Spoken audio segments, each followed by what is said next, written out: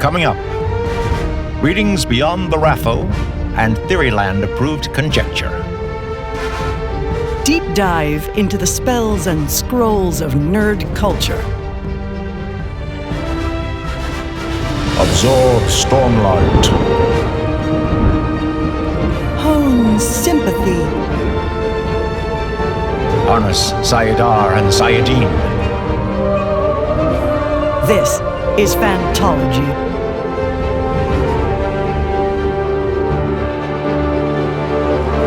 You may have heard of us.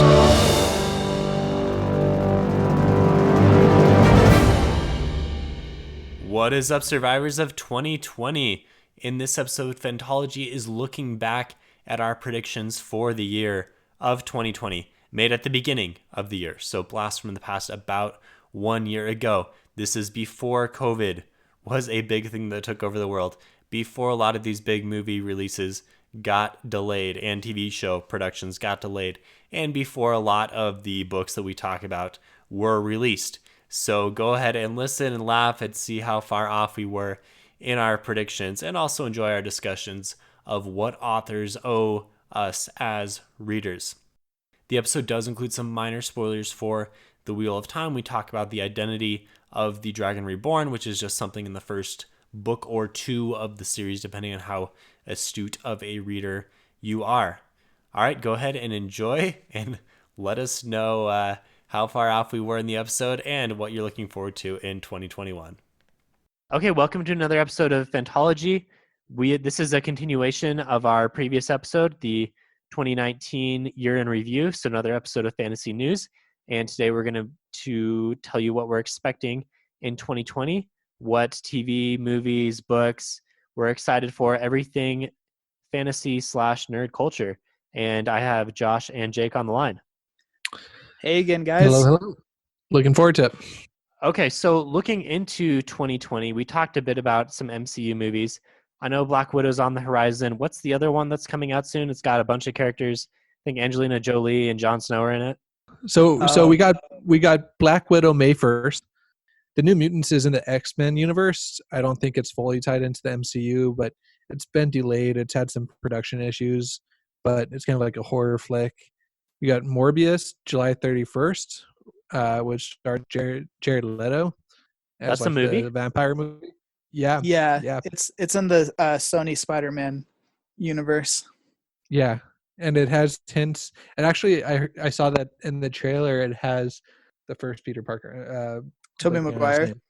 Yeah, it has like Tobey Maguire in the background, or the image of his Spider-Man in the background. Well, it's the image of the Spider-Man suit from his movie taken from the Spider-Man PS4 game. It's like a direct shot from the PS4 game of the Raimi suit. So, wow. Okay. A little bit of an inception there. But. Okay, deep cut there. Yeah. So we got Venom 2 October 2nd. I actually haven't seen the first Venom yet. It seems like something just always comes up. That's Tom Hardy, yeah? Yeah, it was a 7 out of 10. Nothing amazing, but it wasn't like bad. That was my take on it. Oh, I'll have to go out. We got the Eternals, which is the one we were talking about earlier, which is kind of like the compilation movie that they're doing. Speaking of, I'm forgetting the actor's name, but he beefed out for it. Kit Harington. No. I'm stuck on Jon Snow. Yeah, you are. Yeah, Steven's imagining Jon Snow all buffed out. It's probably still short though. Dinesh from Silicon Valley, Kamal Nanjiani. I'm sorry if I mispronounced that name. And he like beefed out for this movie. He released a photo on Twitter, and he had Dwayne Johnson commenting on it about how about his physique, and he has some funny interviews on late night shows. Nice. So I'm excited for that one. Okay. Yeah, I really like him. He's a funny guy. Yeah. If you guys haven't seen the movie The Big Sick with him, that's a really good one. I've heard it's good too, and I've heard that he has a show on Apple TV that he is involved in about stories of immigrants that I've wanted to watch. Oh, Apple TV has shows worth watching? Oh yeah. Speaking of 2020, well, I don't know when they're coming out with it. I shouldn't say 2020, but they're coming out with an adaptation of Isaac Asimov's Foundation series. Oh, so, yeah, that's a big one. All right. That's it for 2020, actually.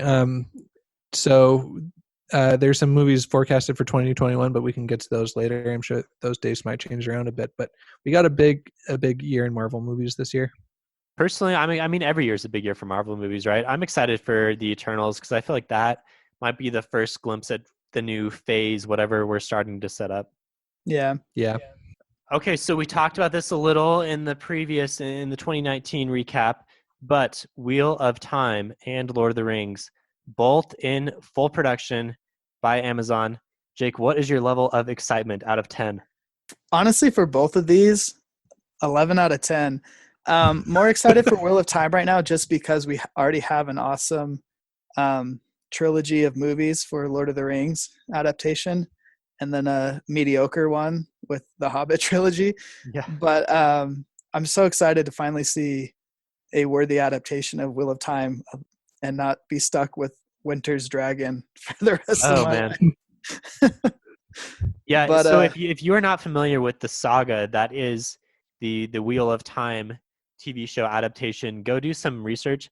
But this has been going on for, 10, 15 years of back and forth with the owners of the rights. And now finally, after many little backhanded moves by some parties, we finally have a really high quality looking show that's going to come out. Yeah, I mean, I don't know the numbers on the budget, and I don't know if they've released that, but you can tell that Amazon doesn't want to miss out on filling the void that Game of Thrones has left us. So filling the void, Jake? Filling the void. I don't think it's filling the void. I think it's finding the void. Oh yeah, finding the void. The nice connection there. Yeah. Enter the Void there. Yeah. Now I'm thinking Hyperion, another great series everyone should read. Also has the Void. Yeah, way excited for it. I honestly, every once in a while, just Google Wheel of Time TV series to see if the Wikipedia or the IMDb has new trivia for me to glean. Today's Google got me a little tidbit, and this could be inaccurate, but the IMDb page for the series now says Wheel of Time parentheses 2021 dash ongoing, and it didn't have a date before, but I've always been more in the camp that it's probably going to come out early 2021 rather than late 2020. I'm not going to dispute that too hard because I think this is a show that Amazon's not going to rush. I think Netflix rushes a lot of their shows, which is why you see some kind of lame special effects in The Witcher, for example, like their post-production isn't as good. But I agree. I think Amazon's going to take their time here. They know Wheel of Time has the potential to be, out of any show, I think Wheel of Time has the potential to be the next Game of Thrones, if that is possible. And there's a huge market there. It like checks off pretty much all the boxes you would want. There's lots of intrigue and politicking like Game of Thrones, not to the detail of like backstabbery, or I guess treason, I should say, that Game of Thrones has. But there's all of that. There's plenty of sexual content to throw in there that I know they're going to, because that's just the standard for fantasy series. Controversial though, right? Because that's not really in the books. Yeah, the books are definitely written in a way where it's PG-13, where you know what happens, but it's not explicitly described, as opposed to A Song of Ice and Fire, where everything has pretty explicit descriptions with the sex and violence. With Wheel of Time, you know when people die and like how they've died, but you don't get the description of the carnage as much. And same with especially the sexual stuff is a lot more tame and off screen. There are lots of descriptions of what people are or not wearing, but the corporal descriptions are a little low compared to A Song of Ice and Fire. The corporal descriptions? Like their bodies. Oh, like okay. I like it. But that being said, it gives a lot of room for Amazon to make it more explicit, to feel what they view the the wants of the viewers are. Yeah, so let's go VidAngel. So we've been using VidAngel for a while to watch these shows without all of the content that is frankly unnecessary to the level that these shows put them in.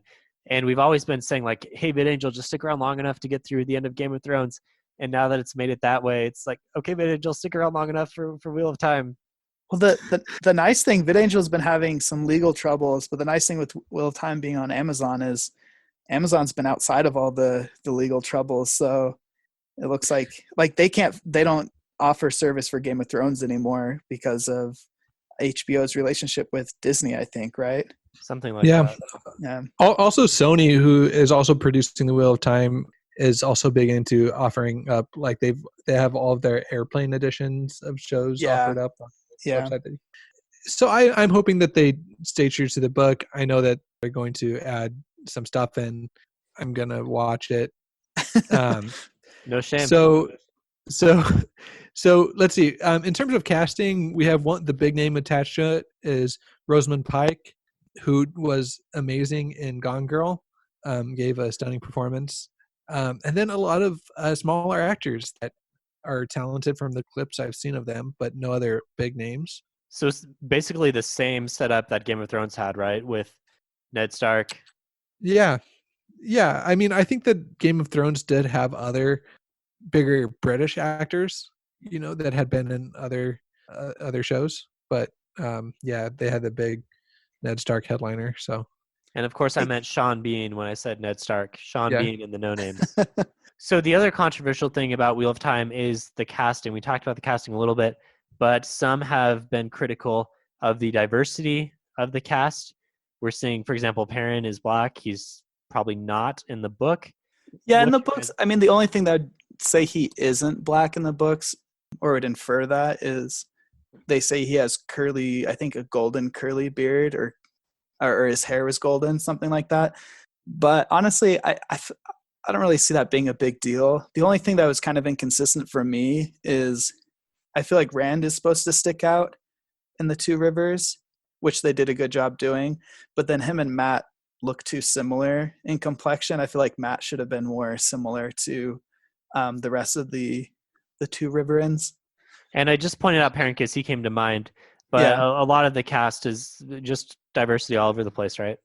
Yeah, which I think fits the world after the breaking of the world, people being scattered and thrown about, and then after the fall of Arthur Hawkwing's empire, more upheaval and refugees moving around. I think it fits the world.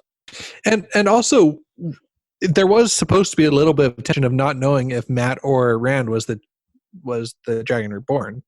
Yeah, I mean, in the beginning, and I hope don't want to go too much into spoilers here, but I hope they can do a good try for at least the first half to first season to have the mystery of, wait, who is Moraine really after? Is it Rand, or is it Matt, or is it Perrin? Because they all have some pretty unique things about them that might. Well, they're all Tal'Viren. That's not a spoiler, right? I guess not. No, yeah, they're all Ta'Viren, but they all have other qualities to them that might hint at them being more special than the rest of the people there. For me, reading the books, it was always super obvious that. It really was. Yeah, because they're not playing that up. They're not playing that up because in the pitch for the show that is published everywhere, it talks about Rand being the Dragon Reborn. I don't know. The pitch I saw said who she thinks one of these boys could be the Dragon Reborn. There's definitely some articles that say it. I mean, the books have been out for 20 years. More. I mean, I still feel like it's best to stray from spoilers and these things when we can, but nope, that's in America and the rest of the world. Rand al'Thor is the Dragon Reborn. Or is he? Is he another false dragon? Also, I feel like you're saying that the first book is primarily written through his point of view, so it's pretty obvious like who is the main character in the first book. The rest of the books do a really good job of splitting the main focus. I think Rand in later books has less actual on-screen time than most of the other characters as it goes forward. Oh, for sure. I mean, he's like hardly in some books. Yeah, book 3, he just pieces out until the very end. Yeah, which I thought was really refreshing. Like it was a good way to tell that story. And we're expecting season 1 of the show to cover books 1 and 2, right? That's what the fandom is expecting. I expect season 1 to end with Falma and with some new spring and maybe some plots from later books like hinted at or started. The end of book 2 would be a fantastic final episode of a season. It really is. The end of book 1 is like, I feel like the end of book 2 is a perfected version of the end of book 1. The end of book 1, the end of book 1 just is raising more questions. Yeah. Where in the book 2 is more, okay, this is what's gonna, like, this kind of sets the stage for how things are gonna go. So, moving away from plot, do you guys like the way that Rafe Jenkins has interacted with fans? I feel like this is a pretty, maybe not completely transparent process, but I feel like we're getting a lot more details than we do, for example, in Lord of the Rings. I love it. Yeah, I love it. I don't know if it's a calculated approach to try to hype up the series, which I'd be fine with if it is, but I think it's really good because there are a ton of Wheel of Time fans out there, and it's an exciting time for all of us to be talking about it again and like have I like how he's just kind of dropping hints of the changes he plans on making. So there's still that speculation. I think that that Lord of the Rings is going to get views because it has a broad fan base. It has name recognition for sure. It has name recognition. It's kind of like politics, like everyone knows Joe Biden's name, but people that are for Bernie are like for Bernie. I feel like that's kind of what it is with Wheel of Time. Is there's like a dedicated fan base, and the show is going to need its dedicated fan base, especially in the first season, to tune in and watch it and spread the word. So Wheel of Time is Bernie and Lord of the Rings is Biden. I like it. Never heard that comparison before. I never wanted Lord of the Rings to be compared to Biden. Sorry, Jake. Not to get political, like I have nothing against the guy. He's just a little lackluster for how great of a legacy that Lord of the Rings has.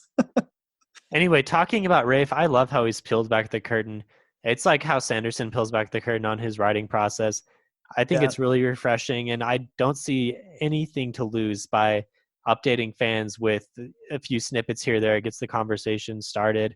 I think the only reason you wouldn't do that, frankly, is if you just don't have time, you don't like interacting with fans in that way, or if you're worried that it's not going to do well. I really don't see a downside of doing this. Well, there is something to say about avoiding keeping an air of mystery about things and like hyping it up. Yeah, sometimes you don't want to overhype something. Yeah.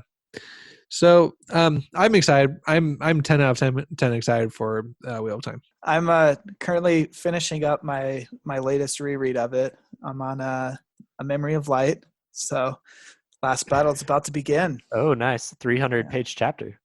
Jake, you sound like you sound like you're in like AA going through the steps. You're like, I'm currently finishing. I just realized this read through that this is only, I think it's like my second or third time reading the last 2 books.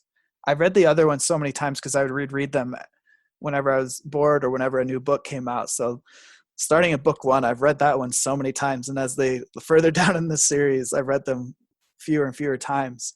And so there's lots of things that I haven't remembered. So it's like reading for the first time again. Okay.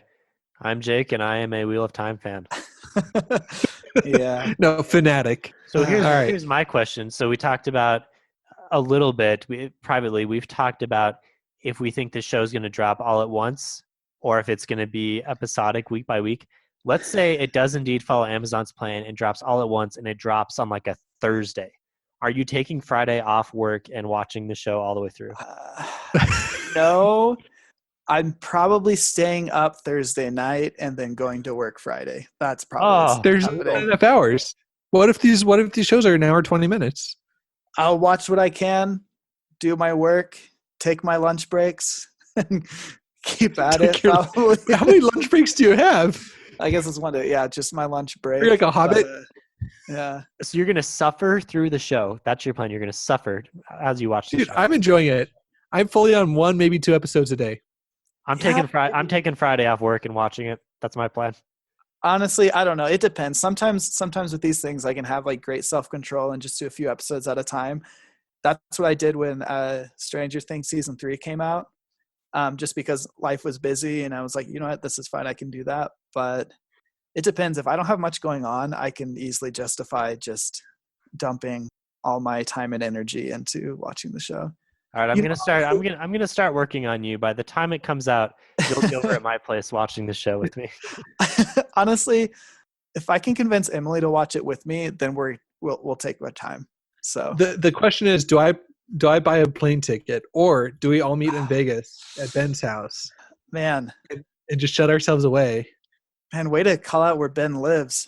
No privacy Sorry. anymore. Yeah, no, I'm just kidding. Phantology fans rush to Vegas to meet It's a Ben. small place. You'll find them real quick. That would be awesome. Honestly, we should try to plan that. Or at least for the cabin. finale. Cabin trip. Cabin trip. Cabin. Go to the cabin.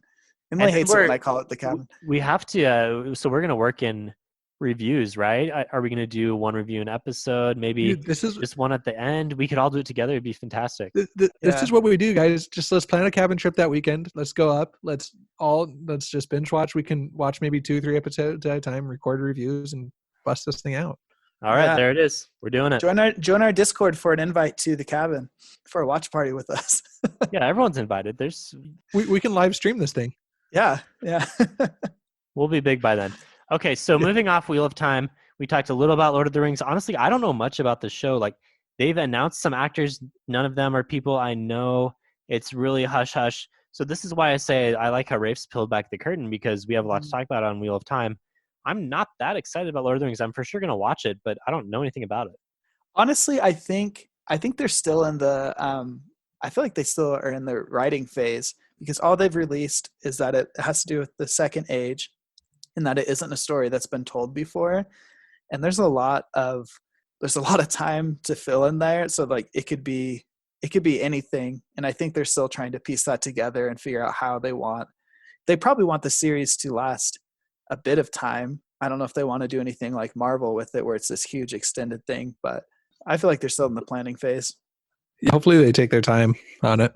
I feel I'm the same with you, Stephen. I'm less excited for that probably because of the lack of familiarity with the source material, knowing that it's not going to come from a story that's been told before. I don't know if that means nothing from the Silmarillion will be involved, if it's going to be completely new, but it's just hard to be as excited for that compared to Wheel of Time or something like that that's coming out where like you've read it, you are in love with these characters already, you're excited to see them on screen. If there's anything we've learned from Game of Thrones, it's much easier to adapt a show when you have the source material. As soon as Dave and Dave lost the books, man, it went downhill. Yeah. So the other big adaptation that's coming out this year is the Dune adaptions, or what do you know about this? So there's a movie at the end of the year.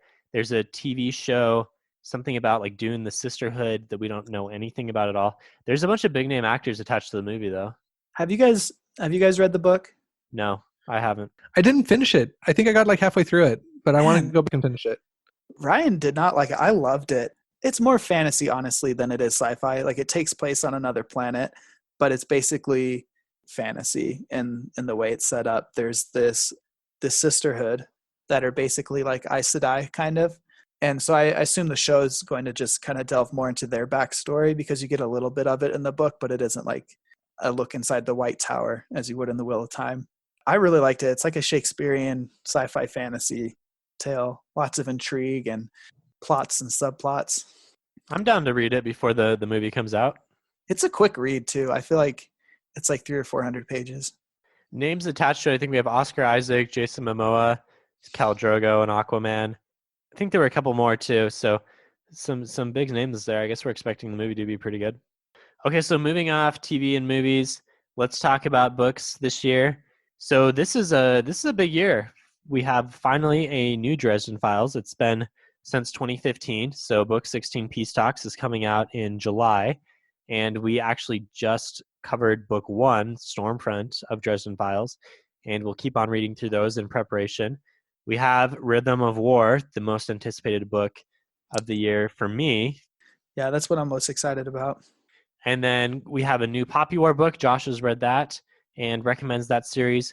We have a new Joe Abercrombie book. So I think this is like the second book of a second trilogy after the first Law book. The first book, called A Little Hatred, came out last year and got really good reviews. It has really high ratings. And then the next book, I think, is called The Trouble with Peace. So 2 peace-related books that are probably not going to have any peace in them at all. And then I guess there's a new Hunger Games prequel. I don't know anything about this. I don't know if I'm super excited for that one. Honestly, Hunger Games came out, and again, this was me being the book snob that I am sometimes. I just thought they were this YA book series and didn't really give it a time of day. But then when I watched the movies, I was like, oh, this story is really good. But so I haven't read the books. But I heard that this prequel book is supposed to be about how President Snow came to power, I think. So that's about as much as I know. Let's attach some dates to these announcements too. We got May 19th, 2020 for the new Hunger Games called The Ballad of Songbirds and Snakes. Is that an obvious ripoff of A Song of Ice and Fire, that title? Ballad of Bird Songs and Snakes? Like... Okay, yeah, I'm not going to disagree with you. We got the Poppy War Book 3 called The Burning God that is coming out May 28th, so just a week later. And I'd imagine some overlapping fan base there. We got Rhythm of War is going to be released on November 17th. Boom! I might take a day off work for that one too. Yeah, that's one.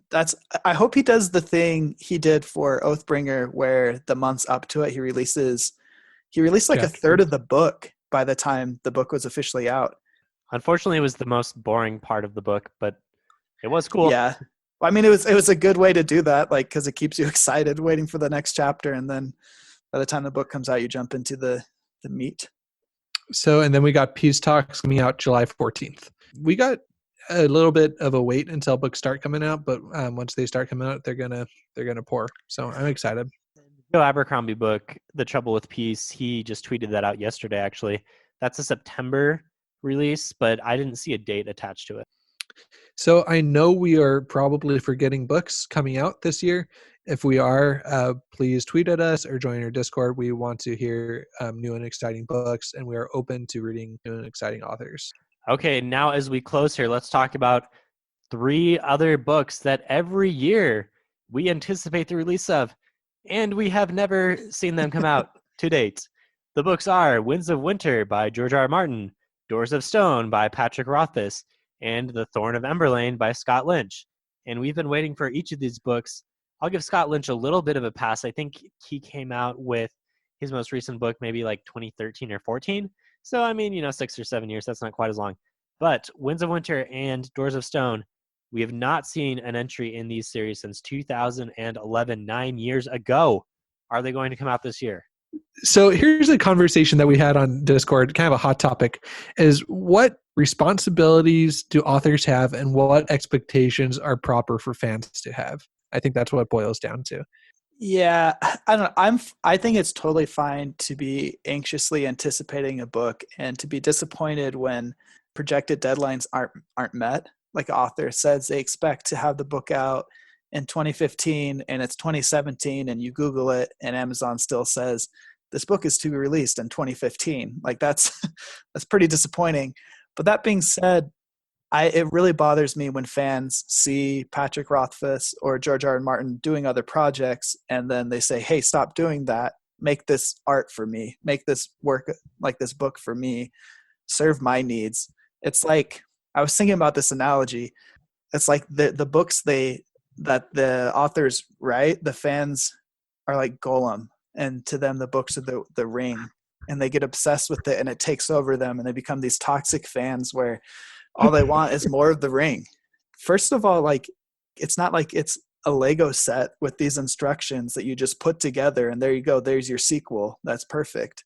People have writer's block. You hit creative ends, especially George R. R. Martin has so much pressure on him now with the disappointing end to the TV series, trying to finish like the actual book series in a way that fans will embrace. And Patrick Rothfuss as well. We talk about disappointing ends or disappointing endings in TV for 2019, but here's some more endings. Endings are hard to write. Stephen, let's get a response. Valid points. So here's the thing. I agree that, yeah, we never want toxic fans roasting the authors on Twitter and saying they're lazy and fat and play video games and shouldn't be streaming on Twitch when they have a book to write. That's not fair. Life happens, and it's their job, but they don't need to be slaving away for you.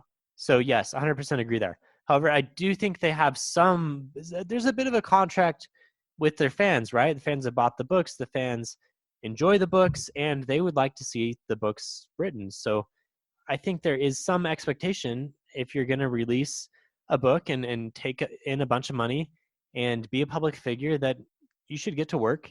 So I don't know. And the problem is when people put words or put actions in the author's mouths, Like I assume they're working hard, right? But after 9 years, you're like, where are their priorities? Because man, 9 years, thinking back on the things I've accomplished in the past 9 years, like let's produce a book, you know? Yeah, and I do think it'd be better if more authors were like Brandon Sanderson, where I mean he suffers delays as well, but he's very transparent with where he's at in each book, in each project, and he lets you know like, hey, here's the update. Because of this, I am 3 months behind for my projected goal on this book, or I've had to push this project over, or I've completed this thing. That would be really helpful, especially for books that have been on the docket for so long. But at the same time, I think it's toxic to even say like they owe you another book. Like the authors aren't just writing books for fans. They're creating the book because they wanted to create something. So when's the deadline? Do they? I don't think there is a deadline. No deadline. They could just die and leave the series unfinished, and that's fine.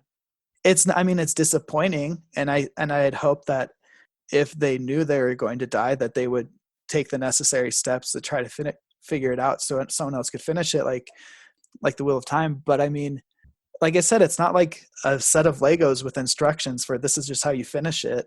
In 9 years, you could write 90 drafts of the final book and be disappointed in all of them. And then what do? You know what I mean? You release the book. Yeah, no, you don't. One of the 90 drafts. One of the 90 drafts is going to be good enough. If you've written 90 drafts and you're disappointed in all 90 of them, you don't release it. Okay. So I disagree with that. You think you think, well, I'm not happy with it. I don't think the fans will be happy with it, but this is all I've got, so I'm dropping it out. At some point, like the nth draft has got to be good enough. There's only so many ways for the story to go. So this is like the economic theory of when you're dating, you need to find the best person that you're happy with, that you would be like super happy with marrying, and then like dump them and then marry the next best first person that passes that person, right? First of all, that was not my dating approach. Second of all, I don't think the economics of dating apply to creating a story. It is true, Jake. At some point, you can be a perfectionist to a detriment of your work. I understand that, but at the same time, you shouldn't put something out there that you are not happy with. That if you don't feel like this is the best it can be, you guys were complaining about the ending of so many things, of Lycanius, of Lightbringer. You're complaining about that, but yet you're rushing, and I get it. They've had time, but you're like, just get something out. They're going to release, if they just get something out, they're going to release it, and then fans are going to be like, we waited 10 years for this crap. So I'm not, okay, no. Take a chill pill. All right? I'm not saying that I think that authors should rush themselves, or that they should be dependent on the whims of fans, or that, like you said, that they owe us anything.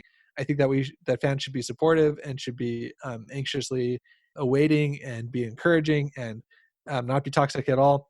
But I do think that authors do have some sort of like a responsibility, not only to us, but like their publishers and their editor and like the people that depend on them to release a book, you know? And I agree completely with the publishers, and I'm sure they do. I'm sure they're being hounded by their publishers to finish their contract. So yeah, and hopefully they're happy with it. I don't know if you just can't come up with an end for a book.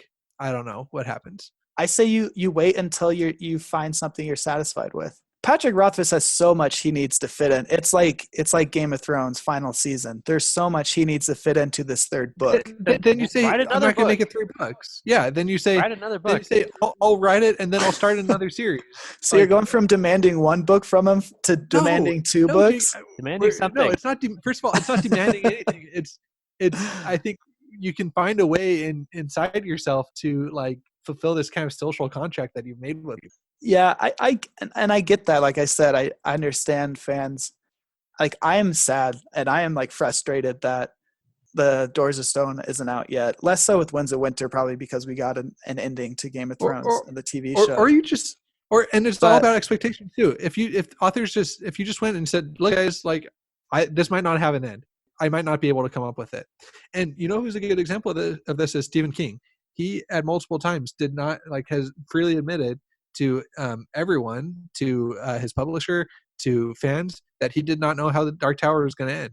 and that actually makes its way into like that book series itself.